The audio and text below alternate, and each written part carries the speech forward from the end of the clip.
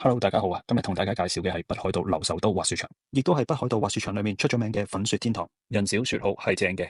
首先，我哋講下交通方面，從巨之安嗰邊揸車過去大約40分鐘。如果唔想揸車嘅朋友仔，可以考慮從新千歲機場或札幌直接搭巴士過去留壽都係大約120分鐘左右。大家就可以喺巴士上面叉足電，一到埗就已經係 resort 門口，可以直接滑雪。首先進入門口之後，我哋就會見到售票處，但係個人建議事先網上面購票係會比即場買飛會有更多嘅優惠或者折扣，而你只係需要喺自助取票機掃一掃網上購票後嘅 QR code 就可以攞到飛啦，非常方便。而留壽都嘅西區就係一個滑雪酒店，集合咗購物、餐廳、酒吧、溫泉不同嘅娛樂設施，甚至乎好啱小朋友玩嘅歡樂天地都有，所以非常適合一家大細。